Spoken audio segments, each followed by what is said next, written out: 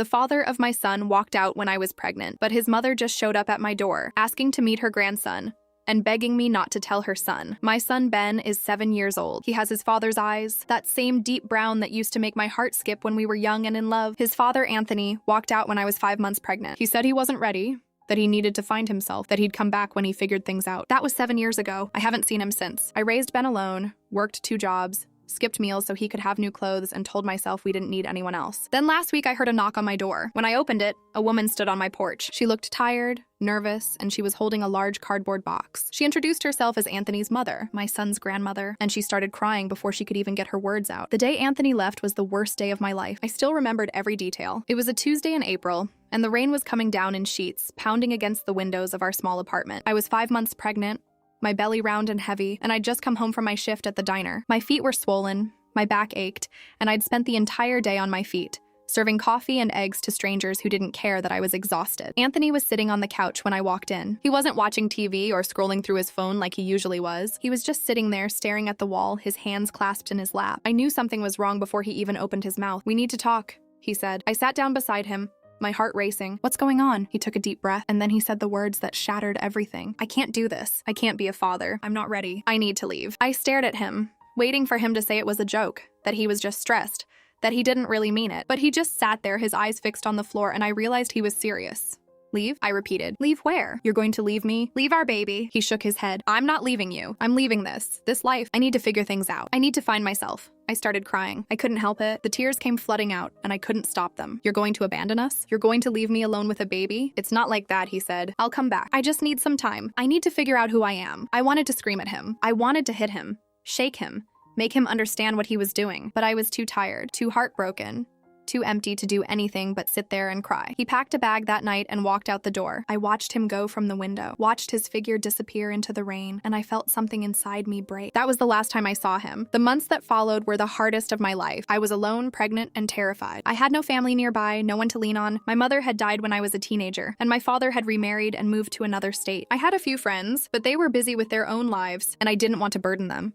I worked as long as I could, standing behind the register at the diner until my belly was too big and my feet were too swollen. Then I went on maternity leave, scraping by on savings and the small amount of government assistance I qualified for. When Ben was born, I held him in my arms and made a promise. I promised myself that I would give him everything, that I would never let him feel the absence of his father, that I would be enough. And I kept that promise. I worked double shifts. I took on extra jobs.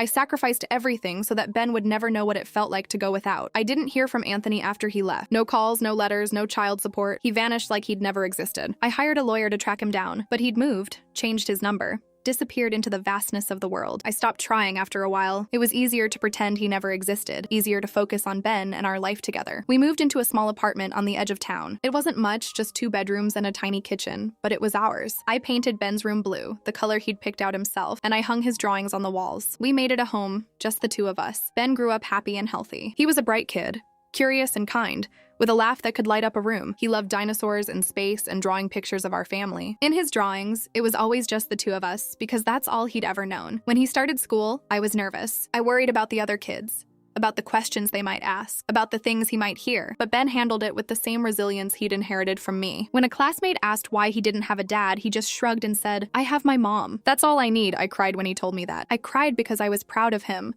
And I cried because I wished he didn't have to be so strong. I wished I could give him the father he deserved, the father who'd walked away without looking back. Over the years, I'd thought about Anthony sometimes. I'd wondered where he was, what he was doing, if he ever thought about us. I'd imagined running into him on the street, seeing his face after all those years. In my fantasies, he always apologized. He always said he'd made a mistake, that he wanted to be part of Ben's life, but it was just a fantasy. A way to soothe the hurt that still lingered in the corners of my heart. I never expected to hear from his family. I didn't even know if he had any family. He'd never talked about them much, just mentioned in passing that his parents were divorced and he didn't see his father much. I assumed his mother was distant, uninterested, just like Anthony had been. So when the knock came on my door that Thursday afternoon, I wasn't expecting anything. I'd just gotten home from work, my feet aching, and I was looking forward to a quiet evening with Ben. I opened the door, and there she was, a woman in her late 50s, with gray-streaked hair and tired eyes. She was holding a box, a large cardboard box that looked heavy, and she was crying. "Are you Genevieve?" she asked, her voice trembling. I nodded slowly. "Yes, who are you?" She took a shaky breath. "My name is Patricia. I'm Anthony's mother. I know this is strange. I know you probably hate us. but I need to talk to you. I've been looking for you for years. I didn't know what to say. My ex's mother standing on my doorstep after 7 years. I wanted to slam the door in her face. I wanted to scream at her, tell her where her son could go, demand to know why she'd waited so long, but I didn't. Something in her eyes stopped me. Something desperate and broken. Please, she said. I know I have no right to ask, but please, just hear me out. I stepped aside and let her in. She sat on my couch, her hands clasped around the box, and she started to explain. She told me that she'd had no idea about me, about Ben, about any of it. Anthony had cut off contact with her years ago, disappeared into a life she didn't know anything about. She'd spent years trying to find him, to reconcile, but he wouldn't answer her calls or letters. Then a few months ago, she'd hired a private investigator to track him down. Instead, the investigator found me. He found Ben, and he found out that Anthony had left me pregnant and never looked back. When I found out I had a grandson, Patricia said, tears streaming down her face, I couldn't believe it. I've always wanted grandchildren. I've always wanted a family. And my son, my selfish, irresponsible son, had taken that away from me. She opened the box, and I saw it was full of baby clothes. Onesies, tiny socks, little blankets, all brand new, still with tags. I started buying these when I found out about Ben, she said. Every month I'd buy something. A little outfit, a toy, a book. I kept hoping I'd get to give them to him someday. I kept hoping I'd get to meet him. I looked at the clothes, and I felt something shift inside me. This woman, this stranger, had been thinking about my son for months. She'd been buying him gifts, hoping for a chance to be part of his life. She'd been carrying the weight of her son's abandonment, just like I had. Does Anthony know? I asked. Does he know you're here? She shook her head. He doesn't know about any of this. He doesn't know I found you. He doesn't know about the baby clothes, the letters I've written him, any of it. He's been ignoring me for years. He's been ignoring all of us. I thought about Anthony, the man who'd walked out on me, on his son, on his own mother. I thought about all the years I'd spent raising Ben alone, all the sacrifices I'd made, all the nights I'd cried myself to sleep. And I thought about the woman sitting on my couch, holding a box of baby clothes, begging me not to tell her son. I'm not here to cause trouble, she said. I know I don't have any right to be here. I know I should have found you sooner, but please, I'm begging you, let me meet my grandson just once. And please, please don't tell Anthony I was here. I didn't know what to say. Part of me wanted to throw her out, to protect Ben from another potential abandonment, but another part of me saw the pain in her eyes and recognized it as my own. What if I say no? I asked. What if I tell you to leave and never come back? Patricia's face crumpled. I'll understand. I'll be heartbroken, but I'll understand. You have every right to protect your son. You have every right to hate me. I looked at the box of baby clothes. I looked at the woman who'd been buying them for months, hoping for a chance. I looked at the walls of my apartment, the walls that held all the memories I'd built with Ben, all the love we'd shared, all the strength we'd found. Ben's at school, I said. He'll be home in 2 hours. If you want to meet him, you can stay until then. Patricia's face lit up with a mixture of hope and gratitude. Thank you, she whispered. Thank you so much. I didn't know if I was making a mistake. I didn't know if this would end in heartbreak, if Ben would be hurt, if Patricia would disappear like her son had. But I knew one thing. I knew what it felt like to be alone, to carry a burden you shouldn't have to carry. And I couldn't turn away a woman who'd been carrying that burden for years. So I sat down beside her and started talking. I told her about Ben, about his love for dinosaurs, his drawings, his laugh. I told her about all the moments she'd missed, all the milestones she'd never seen. And she listened, tears streaming down her face, holding on to every word like it was precious. By the time Ben came home, I'd made a decision. Patricia would meet her grandson. We'd take it slow, see how things went. And if, in the future, Ben wanted to meet his father, we'd figure that out too. But for now, this was enough. A grandmother who wanted to love her grandson, a mother who wanted to protect her son, and a boy who deserved all the love he could get. When Ben walked through the door, I introduced him to Patricia. He was shy at first, uncertain. But when she showed him the box of baby clothes and told him she'd been saving them for years, something shifted. He looked at her, really looked, and then he smiled. Hi, Grandma, he said. Patricia burst into tears, and so did I. The first meeting between Ben and Patricia went better than I could have hoped. He was shy at first, hiding behind my legs and peeking out at this strange woman who'd shown up in our living room. But Patricia had a way with children. She didn't push or crowd him. She just sat on the floor, opened the box of baby clothes, and started telling him stories about all the things she'd imagined doing with him. She told him about the parks she'd dreamed of taking him to, the cookies she'd planned on baking, the bedtime stories she'd wanted to read. She showed him the little dinosaur pajamas she'd bought, the ones with the stegosaurus on the front, and Ben's eyes lit up. You like dinosaurs? He asked, creeping closer. I love dinosaurs, Patricia said. I always wanted to learn about them, but I never had anyone to teach me. Ben grinned. I can teach you. I know everything about them. Did you know the T-Rex had teeth as long as bananas? Patricia gasped dramatically. No, that's amazing. You have to tell me everything. By the time Ben went to bed that night, Patricia was his new best friend. He'd shown her his dinosaur collection, his drawings, his favorite books. He'd asked her if she'd come back tomorrow, and she'd promised she would. I watched them together, my heart full and aching at the same time. Ben had never had a grandparent before. My mother was gone, my father was distant, and Anthony's family had been absent. I'd always told myself that Ben didn't need anyone else. that we were enough. But seeing him with Patricia, seeing the joy on his face, I realized how wrong I'd been. He needed this. He needed family, and I'd been so focused on protecting him that I'd almost kept this from him. After Ben was asleep, Patricia and I sat at the kitchen table with cups of tea. The apartment was quiet. The only sound, the hum of the refrigerator and the distant traffic from the street outside. I looked at Patricia, really looked at her, and I saw a woman who was trying to make amends. "Thank you," she said. "Thank you for letting me meet him. I know I don't deserve it. I know I should have found you sooner, but I promise you, I will never do anything to hurt him. He's my grandson, and I love him. I've loved him since the moment I found out he existed." I nodded slowly. "I believe you. I can see it in your eyes. But I need to ask you something. Do you know where Anthony is? Do you know what happened to him?" Patricia's face fell. She looked down at her cup, her hands wrapped around the warm ceramic. "I know some things," she said, "but I'm not sure you're going to want to hear them." I felt a knot form in my stomach. "Tell me. I need to know." She took a deep breath. "Anthony has had a hard life. His father left when he was young, and he never got over it. He's been struggling for years, bouncing from job to job, never able to hold anything down. He's been in and out of treatment for addiction, and he's been in trouble with the law a few times." I felt the blood drain from my face. Addiction. Trouble with the law. The man who'd abandoned his son had been spiraling for years. 3 years ago, he got clean.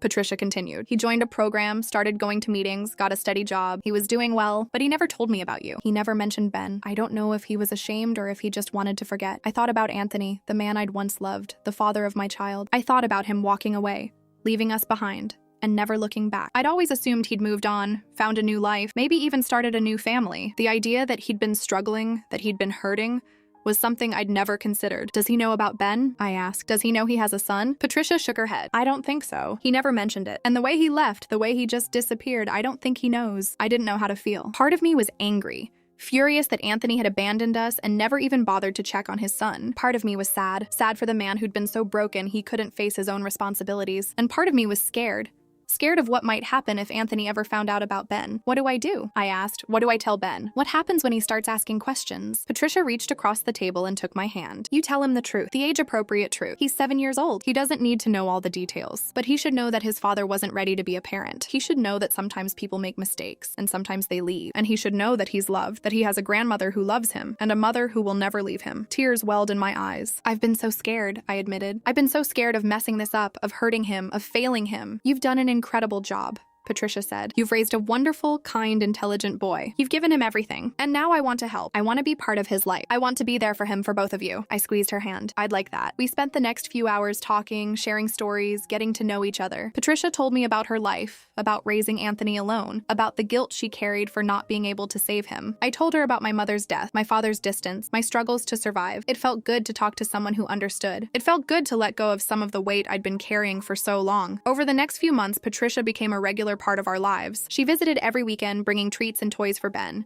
She took him to the park, to the zoo, to the museum. She taught him how to bake cookies and how to plant flowers and how to whistle with his fingers. Ben adored her. He'd never had a grandparent before, and he soaked up every moment of attention she gave him. He'd call her on the phone after school, telling her about his day, his homework, his friends. He'd draw pictures for her, write her letters, make her cards. I watched their bond grow, and I felt a sense of peace I hadn't felt in years. Ben was happy. Patricia was happy. And I was happy too, but I knew it couldn't last. I knew that sooner or later the other shoe would drop. Sooner or later Anthony would find out about us, and everything would change. That day came sooner than I expected. It was a rainy Saturday in November. Patricia had come over to spend the day with Ben, and they were in the living room, playing with his new train set. I was in the kitchen making lunch when I heard a knock on the door. I opened it, and my heart stopped. Standing on my doorstep was Anthony. He looked different from the man I'd once known. Older, thinner, with dark circles under his eyes and a hesitant expression on his face. He was soaking wet from the rain, his clothes dripping onto the porch. "Genevieve," he said, "I know this is a shock. I know I have no right to be here, but I need to talk to you. I need to see my son." I couldn't speak. I couldn't move. I just stood there, staring at him, my mind blank. "Please," he said, "please, just give me a chance to explain." Behind me, I heard Ben's voice. "Mommy, who's at the door?" And then Patricia appeared in the hallway, her face pale. When she saw Anthony, she froze. "Anthony," she whispered, "what are you doing here?" Anthony looked at his mother, then at me, then at the boy who was peeking around the corner. "Mom," he said, his voice cracking. "I know I've been gone. I know I've made terrible mistakes, but I found out about Ben. I found out I have a son, and I need to meet him. I need to make things right." I felt the world spin around me. Everything I'd built, everything I'd protected, everything I'd kept safe, it was all about to come crashing down, and I didn't know if I was strong enough to hold it together. The rain was coming down harder now, pounding against the roof like drum beats. Anthony stood in my doorway, dripping wet, his eyes fixed on the small figure behind me. Ben was still peeking around the corner, his curiosity getting the better of his shyness. I stepped forward, blocking Anthony's view. You can't just show up here like this. You can't just walk back into our lives and expect everything to be fine. Anthony ran a hand through his wet hair, his expression desperate. I know I have no right. I know I messed up, but I've been clean for 3 years. I've been going to meetings, I've been working, I've been trying to put my life back together. And when I found out about Ben, when I found out I had a son, I knew I had to see him. I had to try. Patricia stepped forward, her face a mixture of anger and sorrow. How did you find out? How did you know we were here? Anthony looked at his mother. I hired a private investigator. I'd been trying to find you, Mom, but you were always one step ahead of me. So I hired someone, and he found you. He found Genevieve. He found Ben. I felt a chill run down my spine. He'd been looking for us. He'd been tracking us down. The thought was unsettling, invasive, like a violation of the privacy I'd worked so hard to build. You found out about Ben, I said slowly. You found out you had a son, and you decided to show up at my door without warning? I didn't know how else to do it, Anthony said. I didn't know if you'd ever agree to see me. I didn't know if you'd ever let me near him, so I just came. I had to see him. I had to meet my son. I heard Ben's voice again, soft and uncertain. Mommy, who is that? Why is he crying? I turned around and saw Ben standing in the hallway, his eyes wide and confused. He'd never seen Anthony before. He'd never even seen a picture. To him, this man was a stranger who was standing in our doorway, crying in the rain. I knelt down beside him. Ben, sweetheart, this is Anthony. He's someone I used to know a long time ago. Why is he crying? I didn't know how to answer that. I didn't know how to explain the years of abandonment, the pain, the anger. I didn't know how to tell my son that this stranger was his father. Patricia came forward, her voice gentle. Ben, honey, do you remember how I told you that I had a son? That I didn't see him for a long time? Ben nodded slowly. You said he was lost, but you hoped he'd come back. Yes, Patricia said. That's right, and he's back now. This is my son, Anthony. He's your father. Ben stared at Anthony, his small face unreadable. You're my dad? Anthony knelt down, bringing himself to Ben's level. His eyes were red, his face wet with a mixture of rain and tears. Yes, he said, his voice barely a whisper. I'm your dad, and I'm so sorry I wasn't here. I'm so sorry I missed everything. I'm so sorry I wasn't there for you. Ben didn't move. He just stood there, staring at this stranger who was claiming to be his father. I could see the wheels turning in his head, the confusion and the curiosity and the fear. Why did you leave? He asked. Why didn't you stay with us? It was the question I'd been dreading, the question I'd never had to answer because Ben had never asked. But now it was out there, hanging in the air between us. Anthony's face crumpled. Because I was broken, he said. Because I was scared. Because I didn't think I could be a good father. And I was wrong. I was so wrong. Ben looked at me, his eyes searching for guidance. I didn't know what to tell him. I didn't know how to navigate this minefield. Ben, sweetheart, I said, taking his hand. This is a lot to take in. Why don't we all sit down and talk? We can figure this out together. We moved into the living room. A strange group of people bound together by blood and secrets and years of pain. Anthony sat on the couch, his hands clasped in his lap, looking smaller and more vulnerable than I'd ever seen him. Patricia sat beside him, her hand on his shoulder, and Ben and I sat across from them, our bodies touching, a united front against the unknown. I know I don't deserve a second chance, Anthony began. I know I hurt you, Genevieve. I know I abandoned you when you needed me most, and I know I missed everything. I missed Ben's first steps, his first words, his first day of school. I missed everything. I felt a lump form in my throat. You did. You missed everything. And I can never get that back. Ben can never get that back. Anthony nodded, tears streaming down his face. I know. And I'll spend the rest of my life trying to make up for it, even though I know I can't. But I need you to know that I didn't leave because I didn't love you. I left because I was broken. I was addicted to drugs. I was depressed. I was a mess. And I thought I was doing the right thing. I thought you'd be better off without me. I shook my head. You didn't give me a choice. You just left. You didn't even try to be a part of Ben's life. I know. Anthony said. I know, and that's something I'll regret forever. Ben had been quiet the whole time, listening to the adults talk. Now he spoke up, his small voice cutting through the tension. You really were a mess? Anthony let out a shaky laugh. I really was. I was the messiest mess you could imagine. Ben thought about this for a moment. My mom says everyone can change if they try. She says people make mistakes, but that doesn't mean they're bad. I felt tears sting my eyes. My son, my sweet, innocent son, was giving his father grace I wasn't sure he deserved. But he was also showing me something. He was showing me that he was ready to try, even if I wasn't. Ben, I said, my voice thick with emotion. Do you want to get to know your father? Ben looked at Anthony, then back at me. Can we go slow? Can we start with just talking? Anthony nodded eagerly. Of course. Whatever you want. We can go as slow as you need. Ben looked at me, his eyes uncertain. Is that okay, Mom? Can we try? I took a deep breath. This wasn't about me anymore. This was about Ben. And Ben deserved a chance to know his father, even if I wasn't ready to forgive. Okay, I said. We can try, but slow. We take it one step at a time. Ben smiled. A small, tentative smile. Then he turned to Anthony. I like dinosaurs. Do you like dinosaurs? Anthony laughed, a real laugh that seemed to lift the weight of the room. I love dinosaurs. I used to have a whole collection when I was your age. I watched them talk, watched my son tentatively reach out to his father, watched Anthony gently respond. It was awkward and uncertain and messy, but it was also hopeful. Patricia came over and sat beside me, taking my hand. You're doing the right thing, she said softly. This is what he needs. I know, I said. It's just hard. She squeezed my hand. It will get easier, I promise. Over the next few weeks, Anthony began to become part of Ben's life. He came over for visits, first for an hour, then for a few hours. He brought pictures of his own childhood, of his parents, of himself as a little boy. He showed Ben that he had a history, a family, a place in the world. Ben started to open up to him, to trust him. He'd ask Anthony questions about his life, about why he'd left, about what he'd been doing. Anthony answered honestly, never making excuses, never blaming anyone but himself. I watched their relationship grow, and I felt a weight lift off my shoulders. Ben was happy. He had a father, a grandmother, and a mother who loved him. He had more family than he'd ever had before, and slowly, I started to heal too. I started to let go of the anger and the hurt. I started to forgive, not because Anthony deserved it, but because holding on to the pain was exhausting. I was tired of carrying it. I was ready to move forward. 6 months later, Anthony asked me if he could take Ben for the weekend. He'd gotten a small apartment, a stable job, and he'd been attending his meetings faithfully. I said yes. When they left on that Saturday morning, I stood at the door and watched them go. Anthony had his hand on Ben's shoulder, and Ben was talking animatedly about something, gesturing with his hands. Patricia came up beside me. "How are you doing?" I smiled, and for the first time, it felt genuine. "I'm okay. I really am." She hugged me. "Thank you. Thank you for giving him a chance. Thank you for giving all of us a chance." I hugged her back. "Thank you for showing up, for being here, for being the grandmother Ben deserves." We stood there for a moment, two women who'd been brought together by circumstances neither of us had chosen. And I realized that sometimes family isn't about biology or history or even love. Sometimes it's about showing up. It's about being there,